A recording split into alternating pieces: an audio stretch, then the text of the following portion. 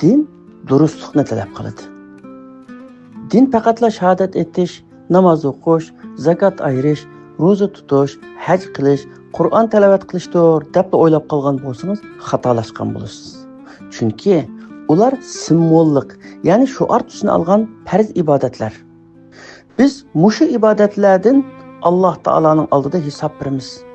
Chunki bu ibodatlarning qilinishi Alloh taolaning haqqi va bizning ustimizdagi burch.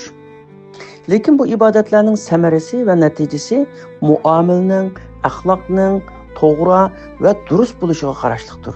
Siz boshqalarga zulm qilsangiz, aziyat bersangiz, eg'izingizni buzib tilasangiz, yolg'on aytsangiz, kishilarni aldasangiz, birlarining haqqini yeb olsangiz, mazkur shuar tusini olgan ibodatlaringiz sizni do'zax azobidan qutqiza olmaydi. Chunki dinga bo'lgan tavallikingiz va ibodatlaringiz siz bilan Allohning orasidagi ish.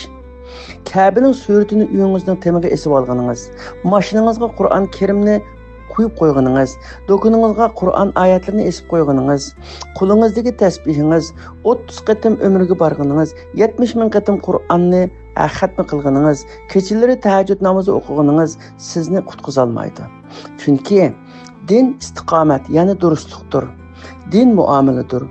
Din mehr-shafqatdir. Din rostchilikdir. Din adolatdir. Din farzandlarni islom axloqi bo'yicha obdan tarbiyalashdir. Din ota-onaga kuyinib obdan xizmat qilishdir. Din ayolning o'zaro samimiy muomala qilishidir. Din tilni yomon so'zlardan saqlashdir. Din ko'zni haromdan saqlashdir. Din pokizlikdir. Din boshqalarga yaxshilik qilishdir. Din go'zal axloq bilan zinnatlanishdir.